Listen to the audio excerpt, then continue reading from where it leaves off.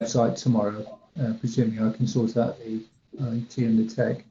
Ben, if you're ready, give it 30 seconds. If anybody wants to top up your coffees, but please look at the chat room, see what's in there. I will be muting everybody once Ben starts, just in case you forget. And I can see. Yeah. Okay. More space for active travel. Are you talking on it, or are you just Future South and clean growth? How did you hear about that one?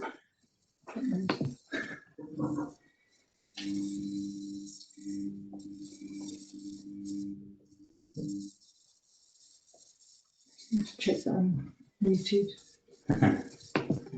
Okay, Ben, do you want to kick off? I think everyone's on mute. Okay, thanks very much indeed. Can you hear me okay, Richard? I can. Brilliant, perfect. Well, good morning, everyone, and welcome to the latest of our speaker series. I'm Ben Earle. I'm Head of Water Efficiency at Southern Water, and I'm Chair of the Future South Board. Now, Future South is an internationally recognised not-for-profit public-private partnership that supports a net zero carbon future. And we're doing that through supporting zero carbon economy and enhancing quality of life for all.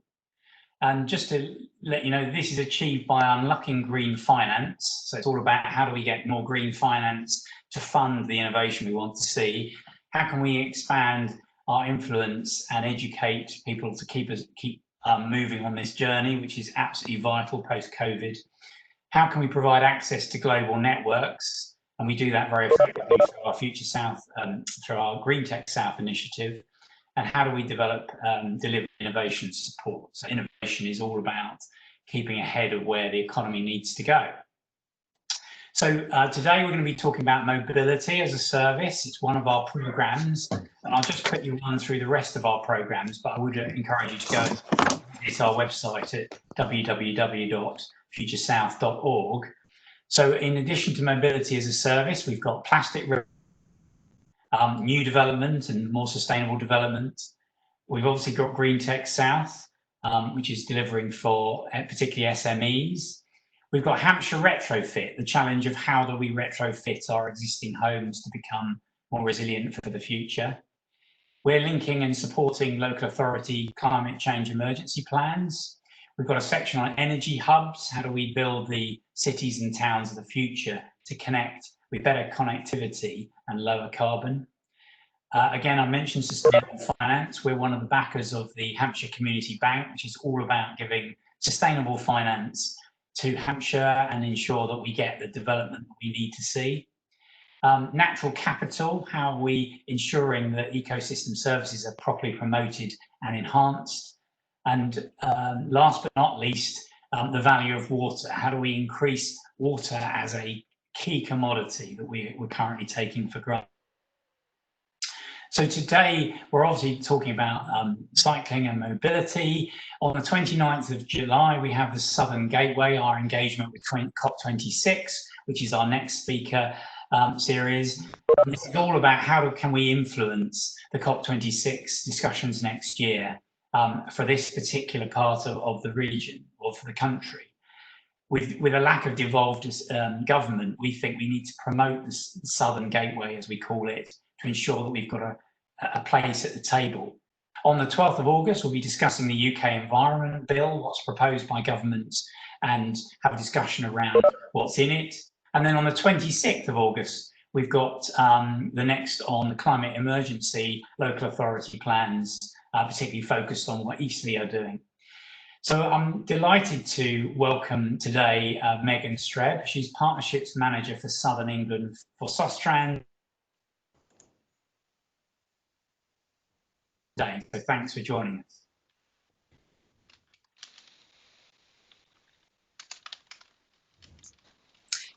Right, I think, I'm assuming Ben froze briefly for everybody, so just assume that the bio that he gave was absolutely stellar. Or it was terrible and now your expectations are low, and you'll be pleasantly surprised when I give my presentation.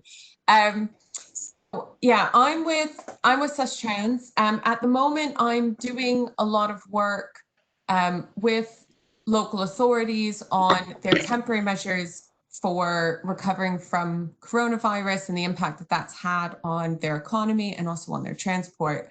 And that's mostly what I'm going to be talking about during my presentation. But I do think that there's an awful lot more that we can probably discuss as a group as part of the question and answers afterwards in terms of mobility as a service. There's certainly some interesting things happening in this area. So I'm talking about how walking and cycling can actually from COVID-19. And I'm going to give you an introduction first to Bike Life results. That's specifically for 12, we have a report that was launched in March. It's survey results from 12 different cities across the UK. Southampton and the Eastleigh and Taunton were included as a kind of city region. So I will kind of touch a bit on Southampton, but I think one thing that's really important to know is that a lot of that information is still going to be applicable across the South. You know, the people who live in Eastleigh are not that different to the people who live in Brighton, in Reading, in Portsmouth, in any other place. I'll be touching a bit on the change in High Street. I think a lot of that we've been seeing day to day, but reflecting on how walking and cycling impacts that, a bit about wider economic impacts, and then access to employment. So Bike Life is a report. We launch it every 2 years. So amongst the 12 city regions that have been included in this year's report, it covers 16,000 respondents. The way that it works is within each city region, we go out, we have a survey company, NatSem, and they get a representative sample of the demographics of that city region. You can see all of the reports, the UK report, the Southampton report, and all the other cities on the Sustrans Bike Life website. I'm sure, probably not now, but I'm sure we can send that link to you afterwards. Otherwise, it should come up really easily. The important thing to note, because it's a representative survey of the demographics of that area, it means that a lot of the people involved in responding aren't currently, probably don't even know what Sustrans is as a walking and cycling charity. They might not be cycling themselves. And I think that's really important to keep in mind. So when we asked all of those people, you know, how do you see yourself when it comes to cycling? I think a lot of the time when we're thinking about cycling, we're thinking about that 9%. We're thinking about people who regularly cycle.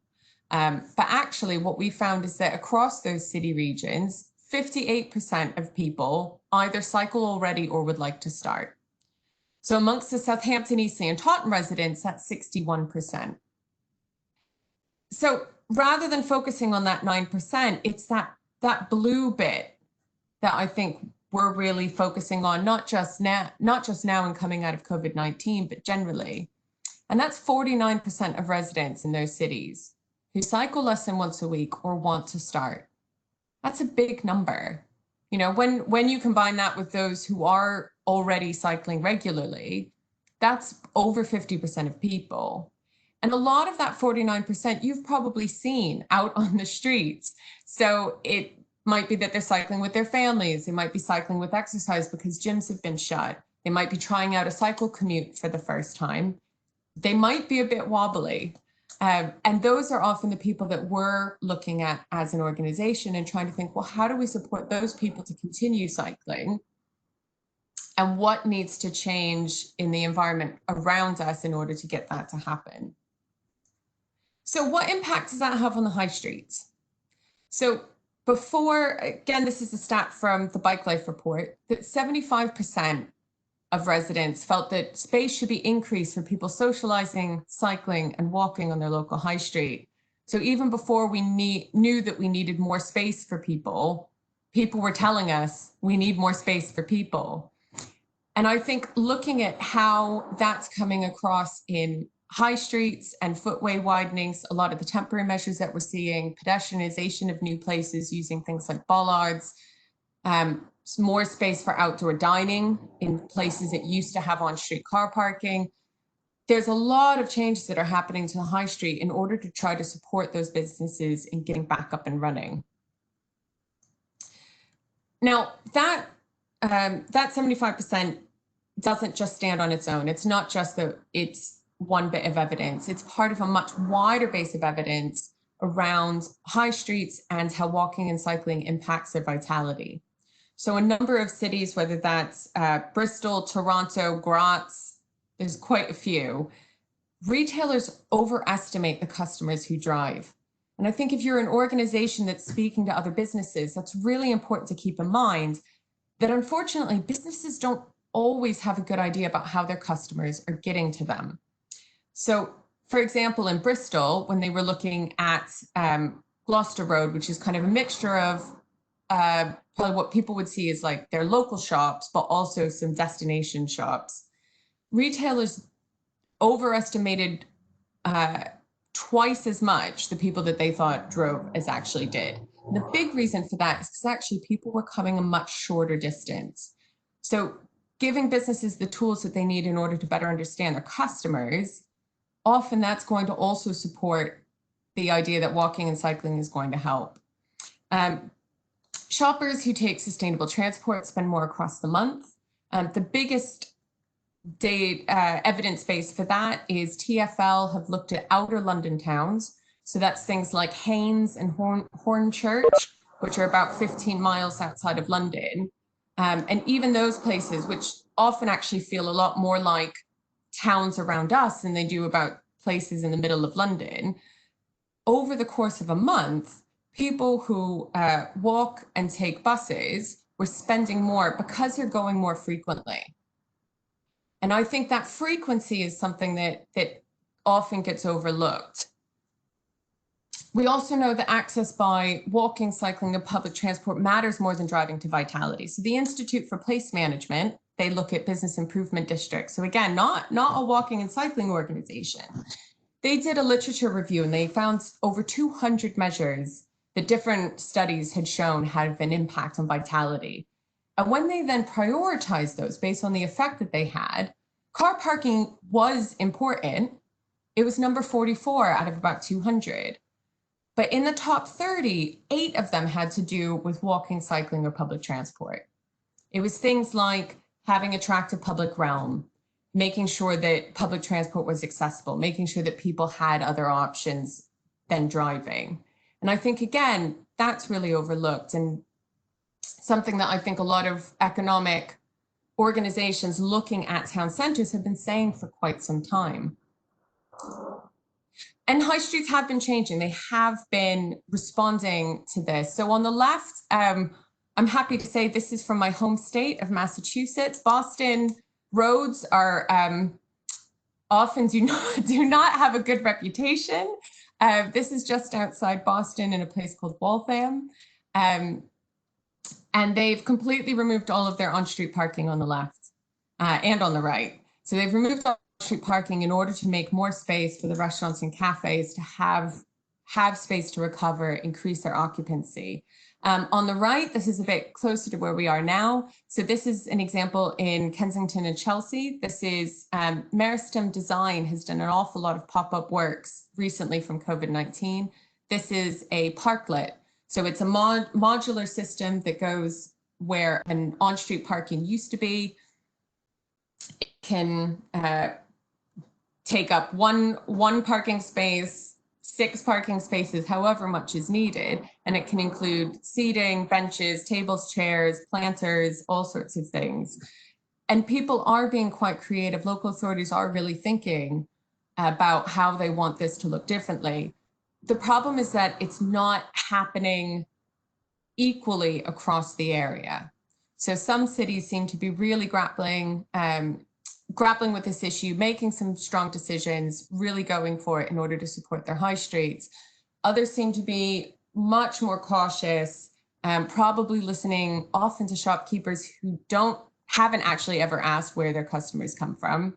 And you know, and I think that's one of the things that I've been doing is just gathering the good examples, gathering the evidence base in order to share that. So what about the wider economy? You know, high streets have had a lot of focus over the last several years, but what about everywhere else? So again, in Bike Life, we found out that residents, whether or not they cycle themselves already, whether or not they want to cycle themselves, support building more cycle tracks that are physically separated from traffic and pedestrians, even when this means less room for other road traffic. So the example on the right is a permanent piece of work that went in Bristol to provide a segregated lane. But we've been seeing pop-up ones again happening across the UK, and again, not equally in all areas. So there's some good examples that are coming up across the south, but they aren't happening everywhere yet. So what impact does that actually have? What's the wider evidence base? So in London, we know that on several roads with cycle superhighways, they actually are moving more people along that route despite removing a lane for vehicles. So if you're actually counting the number of people inside vehicles and the number of people on bikes and walking, more people are actually able to move through that area. Now, you might say, okay, well, that's just London. You know, things work differently in the rest of the South Coast. Now, Leicester put in a temporary road closure for 15 weeks. They closed a lane of traffic with cones and some signs, and then they just waited and monitored it and said, well, let's see what happens. Overall, there was no significant change to queuing. There were a couple junctions that had always been pinch points, and they continued to be pinch points. And I think those needed looking at. But what hadn't affected congestion and queuing was removing a lane of traffic. And so that gave them the confidence that they needed in order to put in a cycle lane. New York, also a place much like Boston, known for more for its cars and its traffic jams. Traffic speeds in the center have remained steady, even as vehicle lanes are being removed in order to put in protected cycle lanes. So, you know, whether you're looking at a place the size of Leicester or you're looking at some place as big as New York, we're seeing that actually often cycle lanes don't lead to increased congestion. This is something that, again, we're going to need really good monitoring as the temporary measures are coming in order to continue to support that and make sure that as traffic levels continue to rise, they're about 75% of what they were across the UK, that as that continues to rise, that monitoring is in place to know whether or not they are having an impact on congestion. And what's the impact on the wider economy? So I thought this quote from Grant Shapps was really interesting. So this is part of the announcement for the Emergency Active Travel Fund, where essentially he was saying, look, we have to do things differently. If the people who had been taking buses decide that instead they're going to get into a car on their own, that's not going to work. We don't have the space for them in cities, and our cities are going to grind to a halt. So that's why the Emergency Active Travel Funds is looking for one of the reasons why they're looking to put in pop-up cycle lanes, in addition to things like footway widening for the high streets. And also why a lot of public transport companies have implemented an awful lot of measures in terms of cleaning, spacing out the vehicles, looking at the frequency of vehicles so that they can operate on reduced capacity, a lot of various things in order to give people that confidence that they don't need to swap from the bus to a car, that they can either continue to go on public transport or that they can use cycling instead. And the reason why this really matters is congestion. I mean, I think we all have probably been sat in traffic at some point. It's not an efficient use of anybody's time.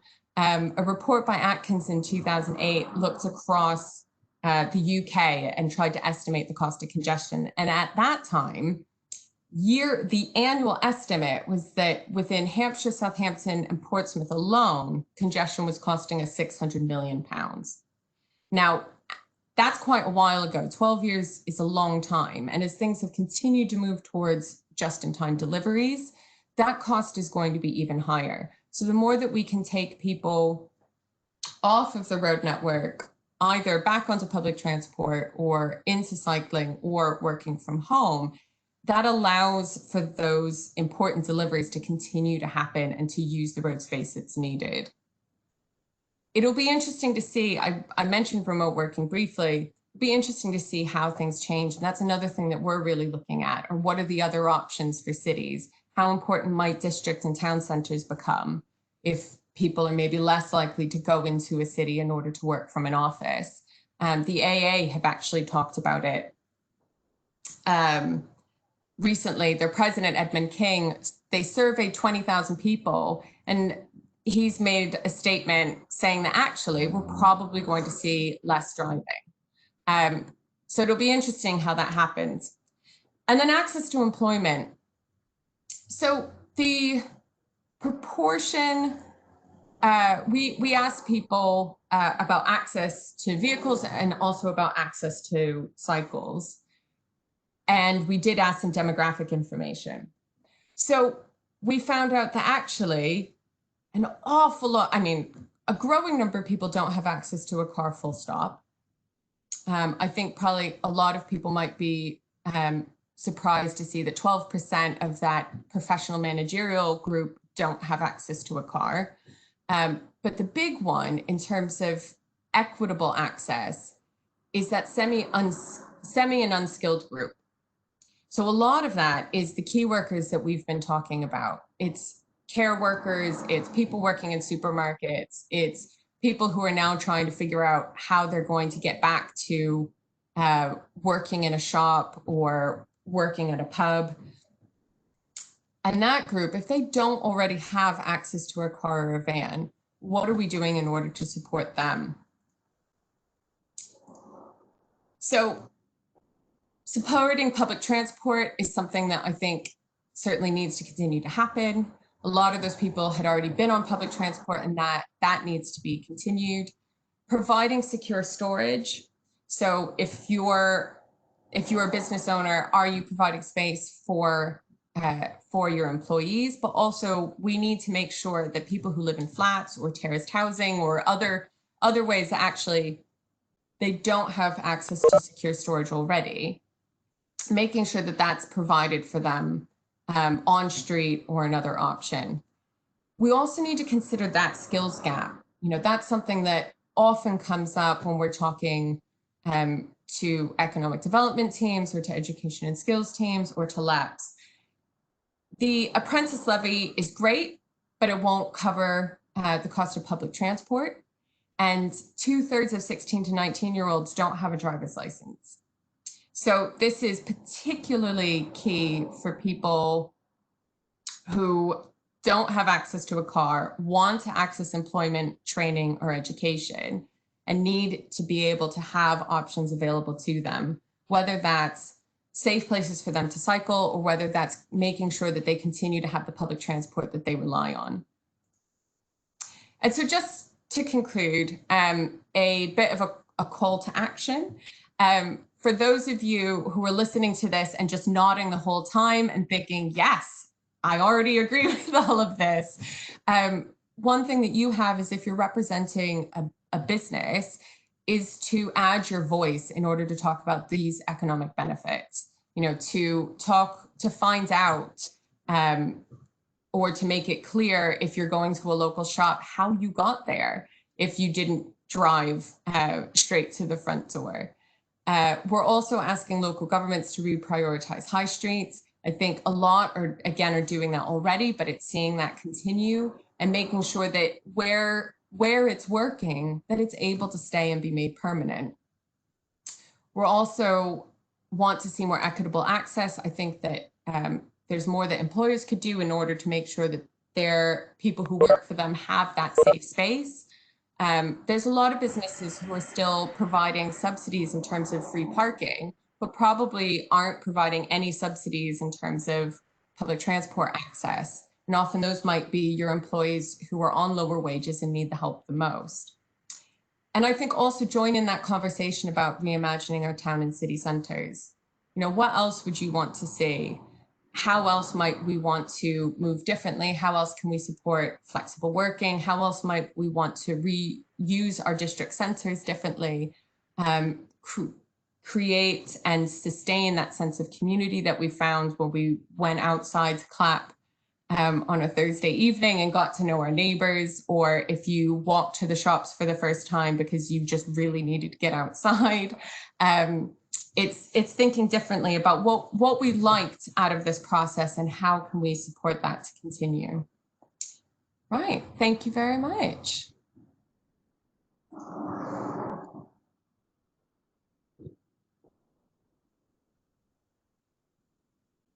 And I kept seeing some questions, but I haven't actually read a single one of them. No, don't worry, I've got them all down here. Thank you. Great. Thank you. Ben, do you just want to do some thanks there, and then I'll grab the questions ready to ask Megan. Yeah, I was just going to say, Megan, thank you. Very interesting. I think you've stimulated quite a debate, and the questions coming in, I think, will be quite interesting to go through. I'll come back at the end and say a formal thanks there. That's great. Thanks, Ben. Okay, Megan, thanks very much. The first questions we've got is from Ben himself, our chair.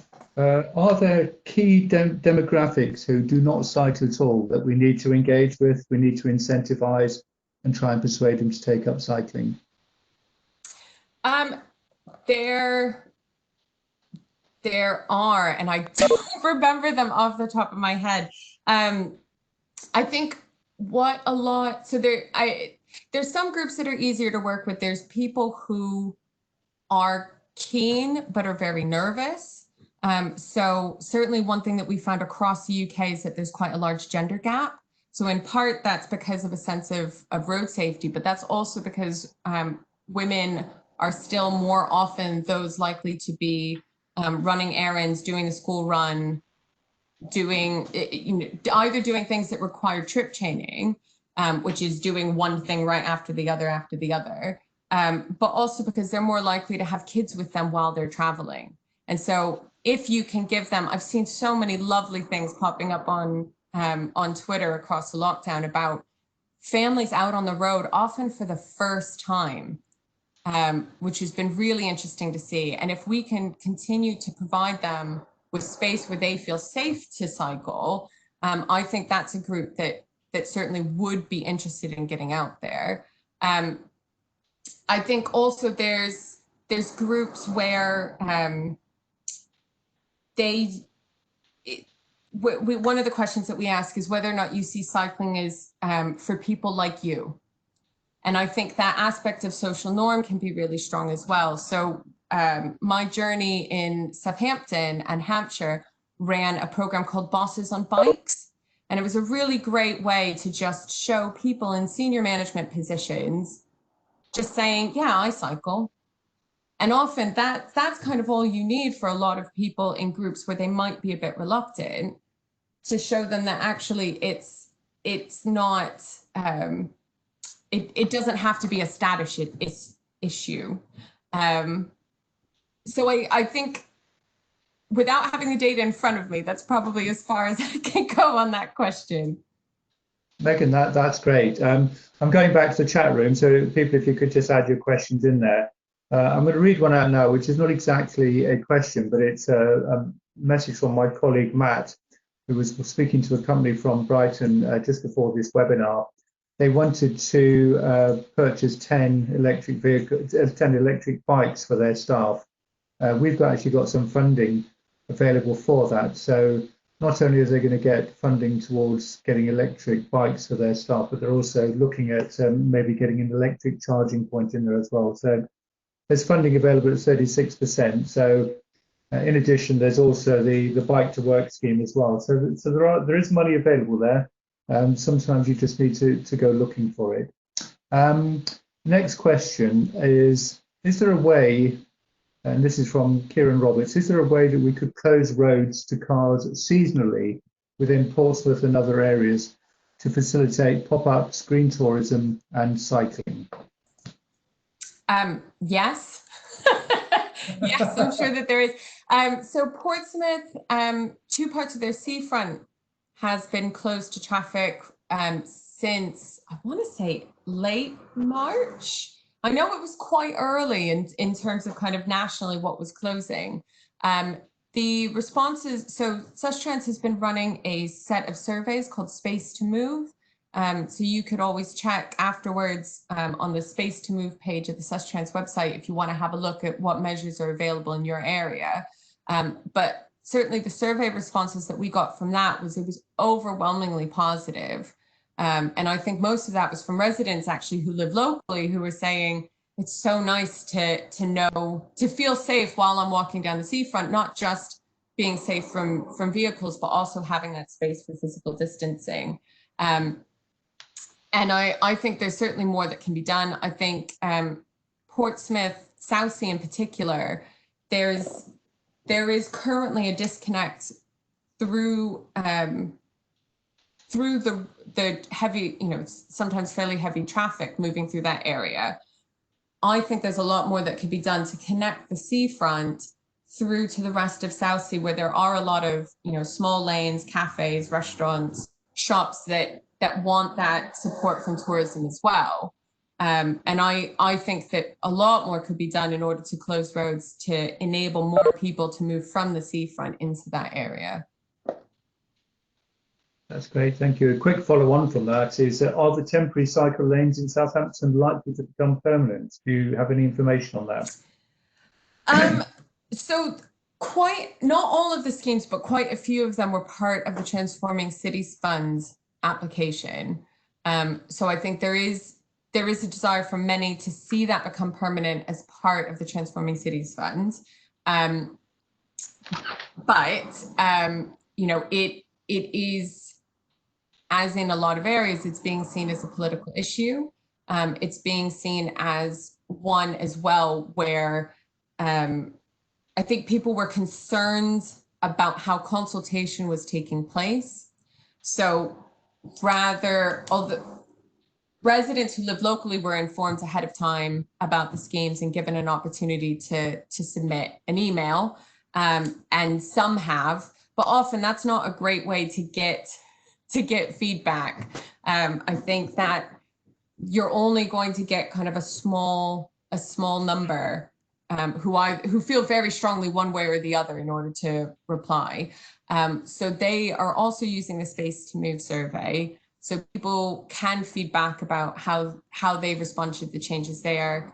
And I think they're also doing things like traffic counts. They're doing counts of people walking and cycling in order to make sure that they feel confident that the changes that have made haven't either displaced traffic elsewhere, and that people are using them well. So it's, I certainly would like to see them made permanent as long as they're working well, which at the moment they seem to be. But I think that using opportunities for feedback, if you like them, if you don't like them, if you think that they should be tweaked, I think any opportunity for people actually using those routes would be really helpful.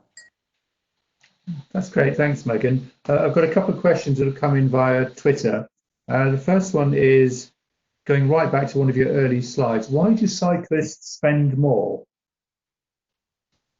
Do you know? So cyclists, I think, spent about this. So in the TfL one, cyclists spent, I think, about the same as car drivers. Walking and bus users definitely spent quite a bit more. And it's because of frequency. So if you're using the bus, you probably have a bit of a walk on one or both sides of your journey. So that gives an opportunity for people to then be walking. And it means that you're more likely to visit more than one shop. And you're also probably going to be making a short journey, which means that you're probably going to be doing it more often. So I think certainly for people, for people walking, using the bus, and also for people cycling, they're probably using that as a local area where they're just popping in, spending money, going back home, realize they forgot something, and it's not too much of a bother the next day to go in and do it again. A lot of our, if you think of a retail park, they're set up although they're clustered together, they're set up really to make it easy for you to visit one business.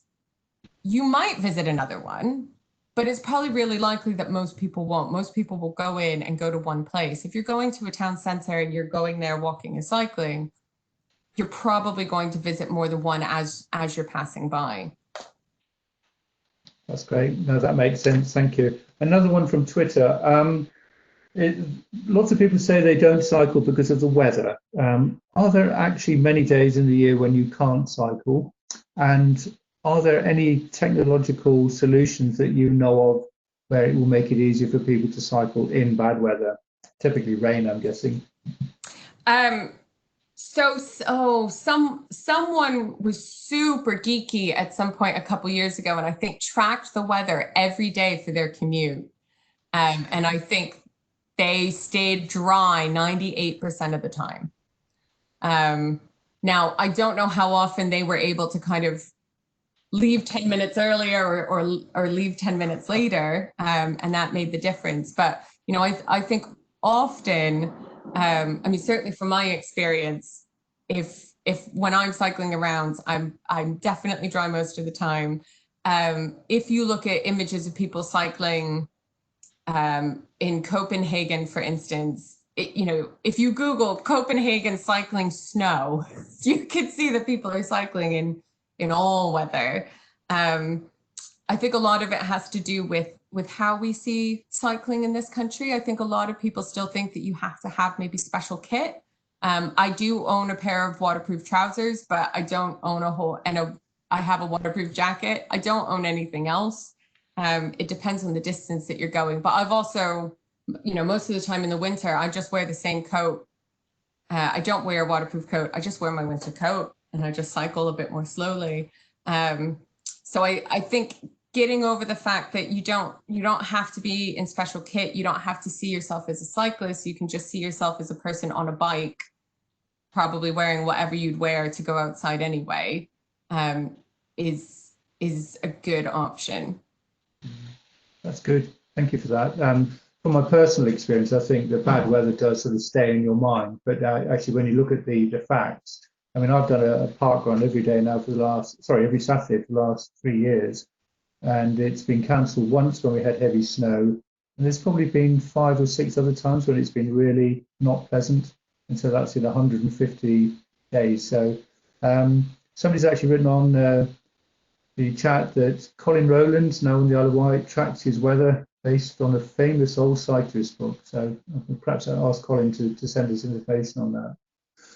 Question from Begonia. Hi, Megan. What have been the real drivers that showed changes in certain areas? Is it political views or other drivers, or are there other drivers such as air pollution and local authorities needing to meet clean air targets? I think it's difficult to separate those out. I think that political will is often really linked to a need to meet targets, a desire to do something about air pollution or declaration of a climate emergency.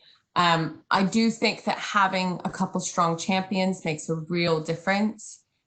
So there are a growing number of walking and cycling commissioners in cities across the country. The biggest thing I think that they've been able to do is that you then have not only kind of a face to walking and cycling, but also they have it as a particular remit. It's not, so they can then have that discussion with planning, with public health, with their education team, and they're able to have that space to speak to people about how cycling and walking fits into those other things. So I think having a commissioner is really useful. I think there's a lot that you can do anyway. I do think that having people who are able to speak well about it as well, who are advocates. I've met a number of people over the years involved in particularly cycle campaigning, some of whom are amazing, amazing advocates and are able to talk really well about the wider picture. And then there's others that I've met who are probably doing more harm than good every time they talk to someone. Just because I think that they've been let down over a number of years. They've been frustrated, and they want to see change, and they, for some reason, think that yelling at people is the best way to go about it. But I think having those great advocates, having those champions makes a big, big difference. That's great. Thank you very much, Megan. We've got 2 more questions. What do you see as the future for mobility? Do you think automated vehicles will make it better or worse for cyclists, pedestrians and traffic? Are there any other trends, and what do you think 2025 will look like? Oh, a nice easy one. Thanks, Jason. I think automated vehicles is a really tricky one. I think often I think central government likes seeing them as a very shiny silver bullet that it's going to fix it. It'll fix everything, and it'll boost the economy because it'll be another way to get us back into to support our advanced manufacturing if we're the ones doing it. And I have a lot of skepticism about that. I think that what I'd like to see with autonomous vehicles is that we continue to make cities that work for people, and then we figure out how autonomous vehicles move through that space. What I wouldn't want to see is people even further being moved to the sidelines so that there's even less interaction between them and people and vehicles. I'm also very concerned about, as autonomous vehicles come available, whether or not making sure that they're used as a mobility as a service option and not used as private vehicles as much as possible. Uber drivers already will sometimes cycle rounds, so they'll just sit and drive round and round and round in order to try to pick up new passengers, be in the right place so that then they get the next call to pick up a passenger. Autonomous vehicles could do exactly that. If they can't find a convenient place to park, there's nothing to stop them from cycling rounds and rounds and rounds. If they're a private vehicle, you don't mind where they're going once you're out of it. So I think that those are all things that I'm concerned with and I think need to be factored into it. In terms of the tech and whether or not it makes interactions actually within the road space easier, the early examples that I've certainly seen that have popped up through Twitter have not filled me with loads of confidence, but that's why they're trials. It is new tech. It's going to take a while to get it right. But what I don't want is for us to sit and wait for that to come in, because what that isn't going to do is it won't necessarily fix congestion. There's still going to be tire and brake wear, which is going to impact on particulates and air quality. And it won't help us address our public health issue. So I think there's quite a few things that need to be considered, that autonomous vehicles might be part of the solution, but they're not going to be the solution. Okay, thank you for that. There's a couple more comments actually, which I'll just read out. From Bakar Bahaj, University of Southampton, there are percentages being put forward as evidence for increasing cycling use. These percentages, increasing figures, do not seem to have what is the starting base of these. Can you provide some insights, please? Does that make sense, Megan? I think we're missing a couple words in between these percentage increase figures and what's the starting base. So it depends on what the figures are. I know for Southampton specifically, when they've talked about an increase, it's an increase in routes where they've had cycle counters in place for over a year, and they've been able to compare the 4 weeks previous last year to the 4 weeks previous this year. So I think that's for Southampton. For DFT, I have to say I'm not entirely sure. They were releasing figures regularly. Cycling wasn't part of their overall traffic count. So when they've been talking about an increase in cycling, I'm assuming it's pulling information from local authorities who have published that as it's become available. But I'm not positive. Okay. Somebody's asked, are there any regulations for people's mobility in pandemic situations? Well, I guess there has been. So, we had the opportunity where, certainly more so in some other countries where people were stopped from leaving their house. That you had to show a license, permission in order to go to the shop or to do things like that.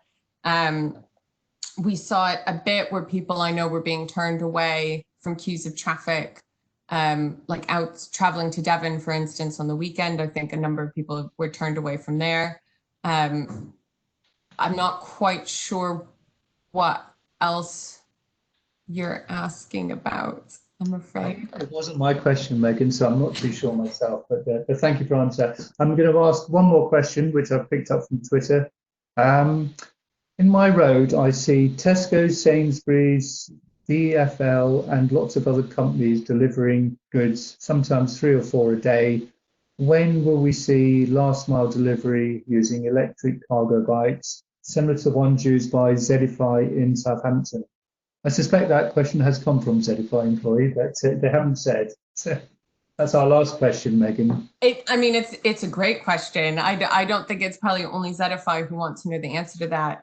The Future Mobility Zones funds that's going to be happening in Southampton and Portsmouth, I know that they've been looking at last mile deliveries as part of that, and also the option for potentially micro consolidation. So that's been used in some other cities where you get one large kind of shipping container size thing gets dropped off to a certain point, and then e-cargo bikes are able to go to that point, load up, and then go out in various directions. So I think micro consolidation is being looked at. There are the e-cargo bike schemes, so you guys have funding for that, but also the DFT has put out funding. I think both Southampton and Brighton were successful in getting funding. So I think we'll see more. There is also the Sustainable Distribution Centre, which is run by Meachers, which can do consolidation as well. Although I don't think they're currently using e-cargo bikes, they are able to consolidate some of those deliveries. And the Southampton City Council certainly, and potentially some other places, have also done service delivery plans. That was in partnership with the University of Southampton.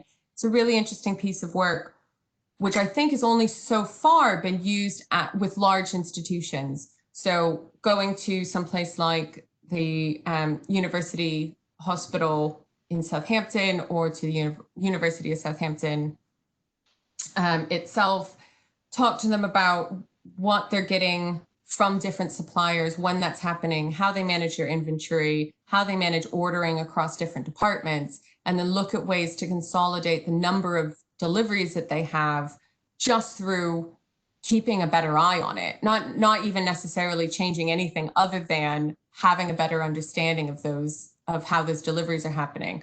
I think that's something that certainly could be used across bid areas.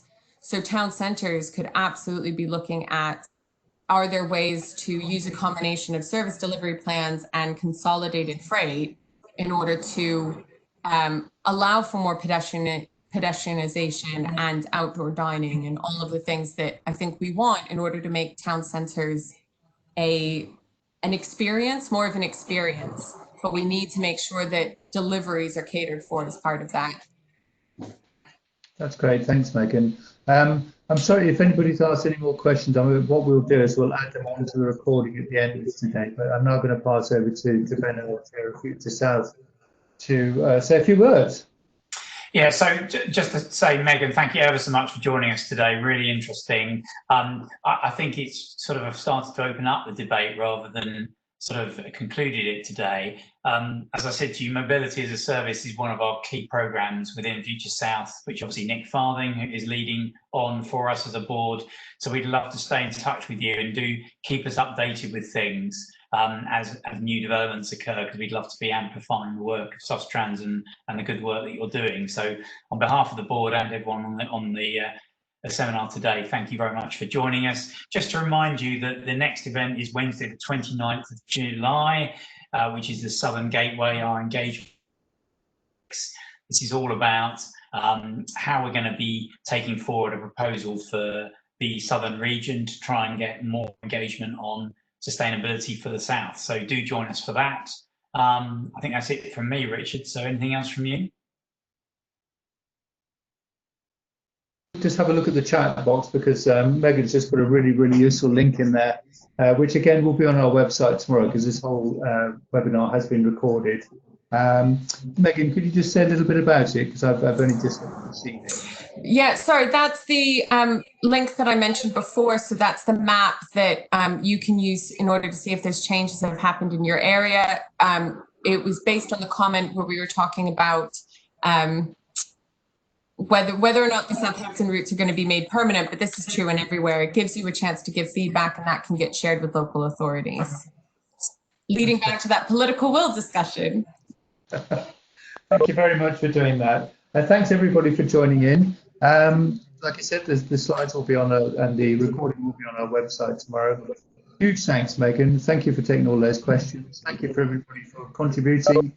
Have a good day. Don't get sunburnt, and we'll see you at the next Future South webinar. Take care. Thank you. Bye-bye. Thanks, Megan. Thanks, Megan.